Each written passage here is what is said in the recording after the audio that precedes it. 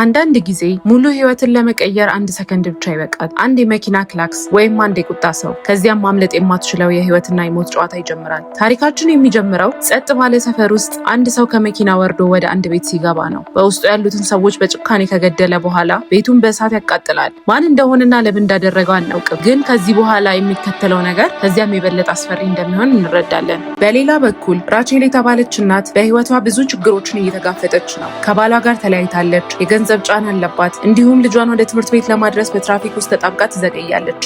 በቀይ መብራት ፊት ቆመው ሳሉ ከፊቷ ያለው መኪና መንቀሳቀስ አይጀምርም። ራቼል በንዴት የመኪና ክላክሷን በኃይል ትጫናለች እና ያ ትንሽ ድርጊት የሁሉንም ነገር አቅጣጫ ይቀይራል። ራቼል ክላክሱን ከተጫነች በኋላ ሰውየው ምንም እንቅስቃሴ ባለማድረጉ አልፋው ለመሄድ ትገድዳለች። ያም ሰው መኪናውን ወደ ጎን በማስጠጋት ከእርሷ አጠገብ ይመጣል። መጀመሪያ ሲያዩት በጣም የተረጋጋ ሰው ይመስላል፣ ነገር ግን በአይኑ ውስጥ የተደበቀ ከባድ ቁጣ ይታያል። እርሱም በተረጋጋ ድምፅ ለፈጠረችው አላስፈላጊ ድራማ ይቅርታ እንድትጠይቀው ይጠይቃታል። ነገር ግን ራቼል እሷም እንደሌላው ሰው በስራዋና በህይወቷ ጫና ውስጥ እንዳለች በማሰብ ምንም የተሳሳተ ነገር አላደረግኩም ብላ ይቅርታ ለመጠየቅ እምቢ ትላለች። ያ ሰው ግን እንደ ቀላል ክርክር አልወሰደውም። በዝግታ ፈገግ እያለ አንዳንድ ሰዎች ጨዋነት መማር አለባቸው፣ መጥፎ ቀን ምን እንደሆነ ከዚህ በኋላ ነው የምታየው የሚል አይነት መልእክትን ያስተላልፋል። በእውነቱ ግን ያ አጭር ውይይት የማታልቅ ቅዠት መጀመሪያ እንደነበር ማንም አላወቀም። በሚያስፈራ ሁኔታ መንገዱን በፍጥነት ጨምሮ በድንገት ከፊት ለፊቷ ይቆማል። ልትጋጭ ትንሽ ሲቀራት በተቻላት ፍጥነት መኪናዋን እንደምንም ተቆጣጥራ ትቆማለች። በዚህ ሁኔታም እናትና ልጅ ከመጠን በላይ ይደነግጣሉ።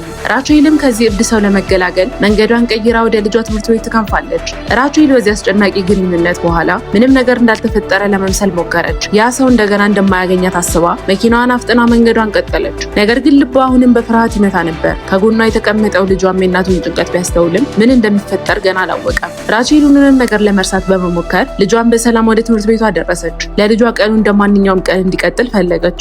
ልጇን ትምህርት ቤት ካደረሰች በኋላ ጓደኛዋ እንዲ ጋር በመደወል ቁርስ እንዲበሉ ትቀጥረዋለች። ከዚህ አስጨናቂ ሁኔታ ራሷን ለማረጋጋት ያደረገችው ነገር ነበር። እንደተለመደውም ቀኗን ለመቀጠል ወደ አንድ ነዳጅ ማደያ ትገባለች። ነዳጇም እስኪሞላ ወደ ማደያው ሱቅ ገብታ አንዳንድ እቃዎችን ትገዛለች። ወደ መክፈያውን መስኮት ስትጠጋ ወደ ውጭ በሚያሳየው ካሜራ ከመኪናዋ ጀርባ ያው አስፈሪ ሰው ቆሞ ያሳያታል። ራቼል በዚህን ጊዜ ጉዳዩ ከቀላል የመንገድ ክርክር በጣም እንደተሻገረ ትረዳለች። በውስጧ ያለው ፍርሃት እየጨመረ ይሄዳል። ነገር ግን ራሷን ለማረጋጋት ትሞክራለች።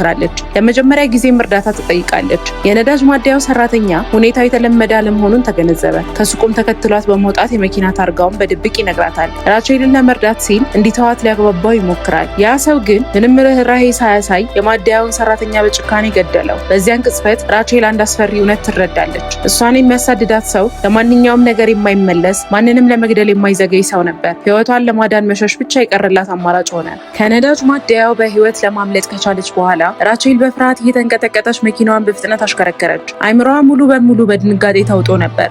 ምን እንደምታደርግ እንኳን በትክክል ማሰብ አልቻለችም።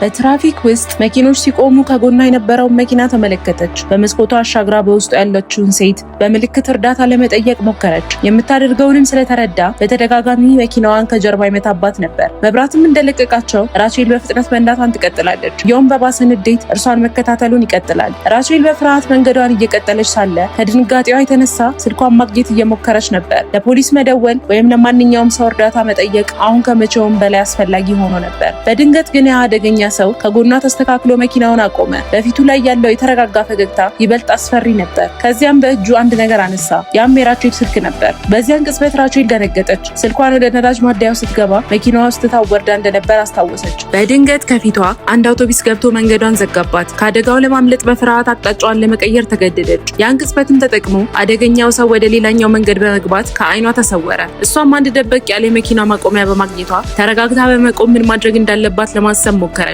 በድንገት መኪናዋ ውስጥ የማታውቀው የስልክ ጥሪ ድምጽ ትሰማለች። በዚህም መሃል አደገኛው ሰው ከራቼል ስልክ ያገኘውን መረጃ በመጠቀም የቀጣዩን ኢላማ አገኘ። ቀጥታ ወደ ራቼል የቅርብ ጓደኛ አንዲን ወደ ቀጠረችበት ሆቴል አመራ። እንደተለመደው ጨዋ ደንበኛ ሆኖ ወደ ውስጥ ገባ። አንዲንም በፈገግታ እያነጋገረ ራቼል እኔንም እዚህ እንድንገናኝ ቀጥራኛለች በማለት እምነቱን አተረፈ። ምንም ክፉ ነገር እንደሚከተል ያልጠረጠረው አንዲን ከእርሱ ጋር ተቀምጦ ማውራትን ጀመረ። ከዚያም አደገኛው ሰው ስልኩ ባትሪ እንዳለቀበት በማስመሰል የአንዲን ስልክ ተውሶ እንዲጠቀም ጠየቀው። አንዲም ምንም ሳይጠራጠር ስልኩን አቀበለው። ወዲያው ግን በራቼል መኪና ውስጥ ያስቀመጠውን ስልክ ደወለ። ራቼል ጥሪውን ስትመልስ የሰማችው ነገር ደሟን አቀዘቀዘው። በተረጋጋ ድምፅ አንዲ ከእርሱ ጋር መሆኑን ነገራት። ከዚያም ወዲያውኑ ወደ እርሱ ካልመጣች ውሽማዋ በህይወት እንደማይተርፍ አስጠነቀቃት። አንዲ ግን በስልኩ የሚካሄደው ውይይት ትርጉም አልተረዳውም። ጉዳዩ እየከፋ መሆኑን ሲያስተውል ስልኩን እንዲመልስለት ጠየቀው። ነገር ግን ምንም ግድ የማይሰጠው ያ ሰው ራቼልን ለማሰቃየት ሲል ንጹህ የሆነውን አንዲን በተሰበሰበ ሰው ፊት በጭካኔ ገደለው።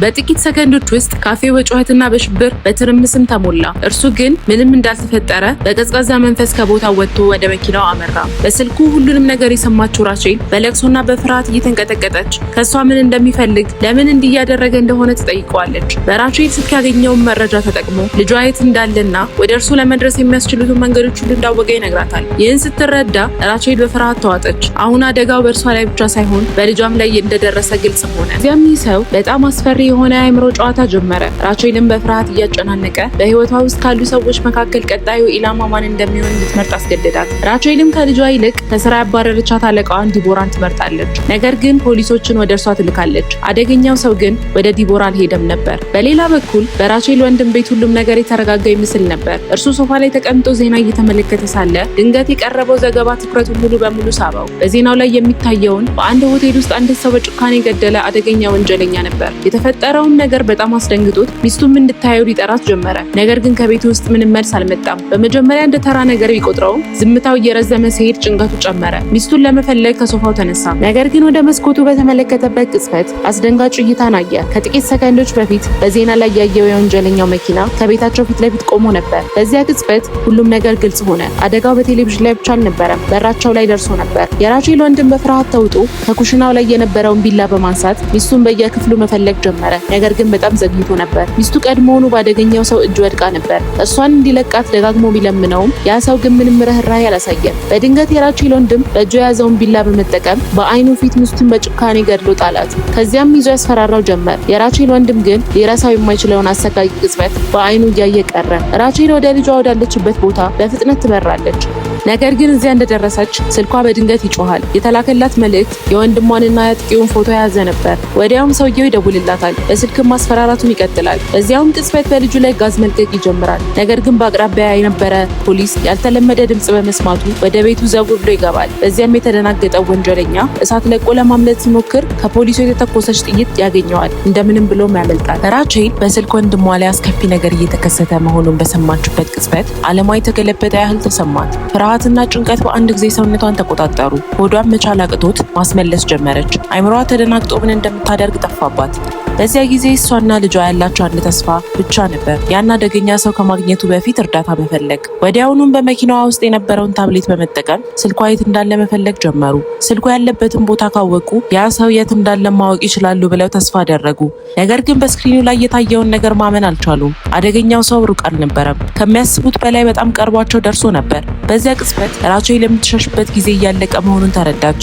በታብሌቱ ላይ የታየውን መረጃ በጥንቃቄ ሲከታተሉ ደግሞ ሌላ የሚያስደነግጥ እውነት ይገለጥላቸዋል። ያ ሰው መኪናውን ቀይሮ የጎረቤታቸውን ሮዝል መኪና ተጠቅሞ በዝምታ እየተከታተላቸው ነበር። ራቼልም እንዳላስተዋለችው ሆና በጸጥታ ለማለፍ ትሞክራለች። በዚያን ጊዜ ግን ከፊታቸው የፖሊስ መኪና ሲያልፍ ተስፋ ይበራላቸዋል። እሷና ልጇ መስኮታቸውን እየከፈቱ በሙሉ ኃይላቸው ለእርዳታ መጮህ ይጀምራሉ። ነገር ግን ያ ተስፋ ረጅም ጊዜ አይቆይም። በቁጣ የታወረው ሰው እንደተናደደ አውሬ ወደፊት ይወርዳል። ራቼልን ለማዳን የሞከረውን ፖሊስም ያጠቃዋል። በጥቂት ቅጽበቶች ውስጥም ግጭቱ ወደ አሳዛኝ ፍጻሜ ይቀየራል። የፖሊሱ ሕይወት በዛው ያልፋል። ራቼል ይህንን ሁሉ በአይኗ ፊት እየተመለከተች በድንጋጤ ደርቃ ትቀራለች። በዚያም ቅጽበት አንድ ነገር ግልጽ ይሆንላታል። ይህ ሰው እሷን ብቻ ለማሳደድ አልመጣም። ማንኛውም ሰው እርዳታ ለማድረግ ቢሞክር ቀጣዩ ኢላማ እርሱ እንደሚሆን ትረዳለች። በዚያ ወሳኝ ሁኔታ የራቼል ልጅ ለፖሊስ ለመደወል ታብሌቱን ያነሳል። ነገር ግን እንደ ድል ሆኖ ባትሪው በዚያ ሰዓት ያልቃል። አሁን ያላቸው የመጨረሻ የእርዳታ ተስፋ ብሮ የጠፋ ይመስላል። ይህን እንደጠበቀ ይመስል አጥቂው የመኪናውን ፍጥነት ከመቼውም በላይ ያሳድጋል። ራቼልን በፍጥነት አቅጣጫዋን ቀይራ ወደ ቤተሰቦቿ የሚኖሩበት ሰፈር ትገባለች። ቦታውንም በደንብ ስለምታውቀው በትንንሽ መንገዶች በመዘዋወር ከአጥቂው አይን ለመሰወር ትችላለች። በዚህም ጊዜ ራቼል አንድ ከባድ ውሳኔ ታደርጋለች። ከዚህ በኋላ መሻሽ ብቻ መፍትሄ እንዳልሆነ ተረድታለች። ይህን ሰው ራሷ መጋፈጥ እንዳለባት በልቧ ተወስናለች። ወዲያውኑም እቅዷን በጥንቃቄ ታዘጋጃለች። ልጇን ወደ ቤት እንዲገባና በደህና እንዲደበቅም ታዘዋለች። እሷ ግን የመጨረሻውን እርምጃ ለመውሰድ ትዘጋጃለች። በዚያን ጊዜ አጥቂው በአንድ ቤት ፊት የቆመችውን የራቼል መኪና ያገኛታል። በፊቱ የታየው ቀላል እድል መስሎት ተቃርቦ ይመጣል። ነገር ግን ይህም የእቅዷ አንድ አካል እንደሆነ አላወቀም ነበር። አጥቂው ወደ ቆመችው መኪና በጥንቃቄ እየተጠጋ ነበር። ራቼል ግን ይህንን ጊዜ በትዕግስት ስትጠብቅ ስለነበር ሰውየው አንድ ተጨማሪ እርምጃ እንደወሰደ ከሌላ አቅጣጫ በፍጥነት መታ በሌላ መኪና በኃይል ትገጨዋለች። ግጭቱ እጅግ ከባድ ነበር። መኪናውም ተገልብጦ ወደ ጎን ይወድቃል። ራቼል ሁሉም ነገር አብቅቷል ብላ ከመኪናው ወርዳ ለማረጋገጥ ትጠጋለች። ነገር ግን ያ ሰው ከሚገመተው በላይ ጠንካራ ነበር። ከመኪናው አስቀድሞ ወጥቶ ነበር። ራቼልም ሳታስበው ከኋላዋ በመድረስ በከባድ ኃይል ይደበድባታል። ከዛም በአስፈሪ ድምፅ ፊቱን እንዳትረሳው ይነግራታል። ወዲያውኑ በኃይል መቷት ራሷን እንድትስት ያደርጋታል። ልጇንም ለመፈለግ የቤቱን በር በኃይል በርግዶ ይገባል። በቤት ውስጥም እየተዘዋወረ ራሱን እንደ ፖሊስ በማስመሰል ሁሉም ነገር አብቅቷል፣ አሁን በደህና መውጣት ትችላላችሁ ብሎ ይጮሃል። የራቼል ልጅ ድምፁን ሲሰማ ለአፍታ ያምነዋል። ወደ በሩም ይጠጋል። ነገር ግን የሆነ ስሜት እንዲቆም ያስጠነቅቀዋል። እርምጃውንም ይመልሳል። በዚያውን ቅጽበት ግን የተደበቀበት ክፍል በር በድንገት ይከፈታል።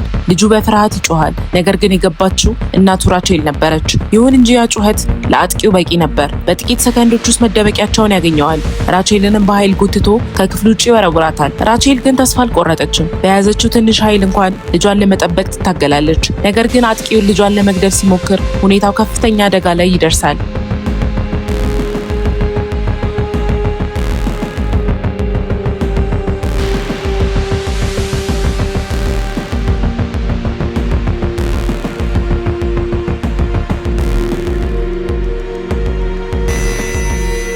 በዚያ ወሳኝ ቅጽበት ራቼል ያላትን የመጨረሻ ጉልበት ሰብስባ በቤት ውስጥ የነበረውን መቀስ በመጠቀም አጥቂውን አይኑን ትወጋዋለች። ይህም የልጇን ሕይወት ለማዳን የምታደርገው የመጨረሻ ሙከራ ነበር።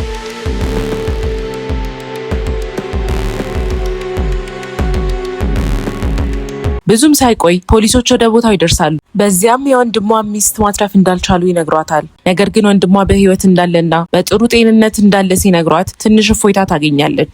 ራቼልና ልጇ ያንን አስፈሪ ቀን ከኋላቸው ትተው ወደ ቤታቸው መመለስ ይጀምራሉ። በመንገድም ላይ የትራፊክ መብራቱ አረንጓዴ ሲሆን አንድ መኪና በፍጥነት ከጎን ሲመጣ ራቼል በድንገት ክላክሷን ልትጫን እጇን ታነሳለች። ነገር ግን ያቺን እጅ በቀስታ ትመልሳለች። ልጇን ፈገግ ብሎ አሁን ጥሩ አደረግሽ ይላታል። ፊልሙን በዚሁ ይጠናቀቃል። ፊልሙ ከተመቻችሁ ላይክ፣ ሼር፣ ሰብስክራይብ ማድረግ እንዳይረሳ። በቀጣይ ምን እንድሰራላችሁ እንደምትፈልጉ ኮሜንት ላይ አሳውቁኝ። ተመቻችሁ።